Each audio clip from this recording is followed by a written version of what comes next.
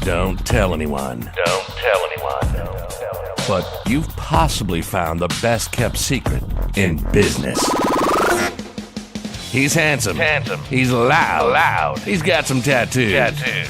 He'll tell you as it is and only wears a suit at a wedding or a funeral. No jargon, no overcomplicated 300-stage program. Just upfront, honest, proven ideas, thoughts, and strategies That actually work. So here's your host, the best kept business secret probably anywhere. Ladies and gentlemen, This is Mark Ford.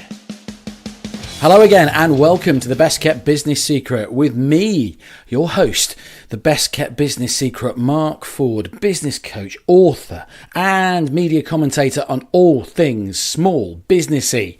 On today's podcast, if you're in retail or if you own a restaurant, I'm going to give you 5 really simple tips that will help you avoid the rot that is setting in on our high streets, in our towns and our cities up and down the country so that you can continue to grow and make hay while others fail. But before then, if you like the podcast, I would love you to go across to iTunes and give us a positive review, and we'll get stuck in to all those 5 tips after a quick word from our sponsors. This podcast is sponsored by JB Commercial Finance, the trusted funding solutions for business. JB Commercial Finance are experienced whole-of-market commercial finance brokers and will help you and your business raise money no matter your circumstances. Whether you're investing in your business, have cash flow challenges, or you're looking to acquire commercial premises, get in touch with us now for independent, expert, and honest advice. For a free, no-obligation assessment, find us at www.jbcommercialfinance.co.uk or call 0116-3440-322. JB Commercial Finance is fully authorized and regulated by the Financial Conduct Authority and are proud members of the National Association of Commercial Finance Brokers. So, in the last few days, supermarket giants Asda and Sainsbury's have announced that they are in advanced talks about a merger that will create the biggest supermarket group in the UK. It's exciting times for customers and the companies alike as we wait to see what this merger will actually produce. But for many retailers and restaurants out there in 2018, it's been less than exciting.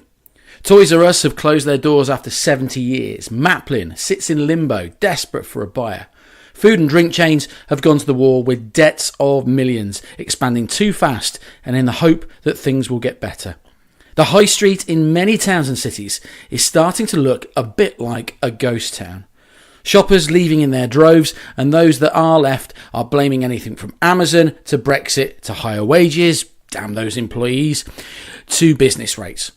Whilst they genuinely have a part in why the retail and restaurant industry is where it is, it's forming a smokescreen as to what is really going on. And that, my friend, is very little, because no one seems to have any fight in them.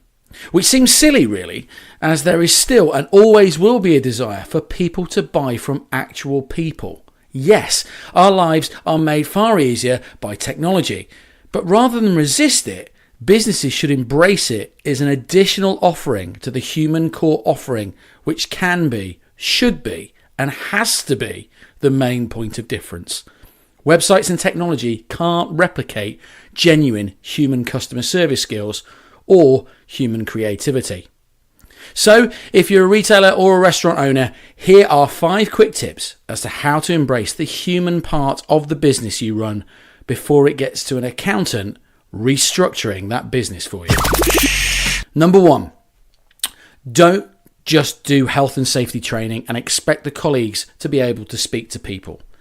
One of the biggest things that pisses me off are businesses that see the health and safety training as more important than training their staff to do the right thing for their customers.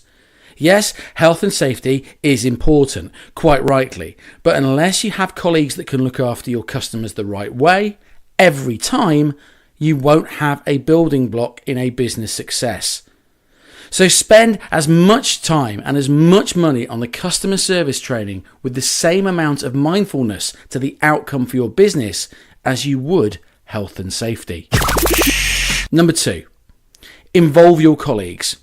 Now, in one of my retail postings, I took over a store that was in deep trouble. It was in bits. Low morale, high sickness rates, crap sales, and way too much stock in the warehouses and not enough on the shop floor.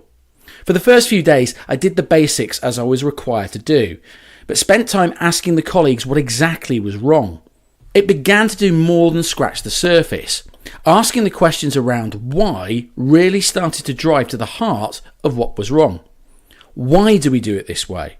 Why do you do this? Why has it always been this way? Things, people, situations, and trends evolve. Systems sometimes don't. The biggest killer of any business is the phrase, "We've always done it that way." Your colleagues probably have some of the best ideas to drive sales and growth. It's just that many don't bother asking. Number 3, serve a customer like it's the first time you've ever served them. It doesn't matter how you do it, just make the customer feel special. Give them a great experience. It's what people want. Lately, Debenhams and House of Fraser have come in for some fierce criticism around its customer service being patchy at best around the country. So is it any wonder both are struggling to attract their ideal customers and clients? One of the best customer service examples in their niche is that of John Lewis. Always striving to be better, and they take point number 2 to the core of their business. Your customers are special. Why? Well, because they have the choice to go elsewhere. Never, ever forget that. Number 4, ask the customers what they actually want. Sir Terry Leahy recounts in his book, The 10 Rules of Management, that he began Tesco's ascension by putting together listening groups asking their customers exactly what they wanted from their supermarket. He implemented a majority of things on that list, and Tesco's became the giant it is today. When was the last time you asked your customers what you could do better or what they really want from you? If you don't, you're probably leaving thousands of pounds on the table every single week. Number 5, remember you are a problem solver. Every business is a problem solver. From a solicitor to a supermarket, they solve customers' problems. When I ask people what problems they solve, they'll usually give me 3 on the bounce, which is great. The only problem is, it's that others in your sector or niche probably say the same. So what other problems do you solve for your customers? And how can you use this to help your customers attract new ones and make money at the same time? Now, these are just 5 basic ways to start upping the ante in the retail and restaurant game. Striving to be better from the bottom without debt-laden risky ideas. There is a way to grow the retail sector. There is a way to save it. It's actually how much you really want it. So you can contact me at mark@markford.uk and I can talk to you about how I can help your colleagues grow your business right now. And incidentally, when I mentioned restructuring earlier, restructuring really means how many staff they can get rid of and strip it to the bare bones.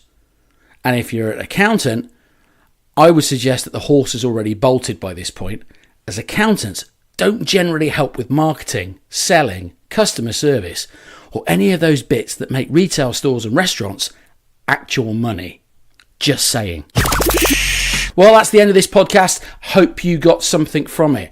If you want to get in touch, come on over to the website or email me at mark@markford.uk, where you'll find loads of other freebies and more podcasts and blogs and ebooks and lots of stuff.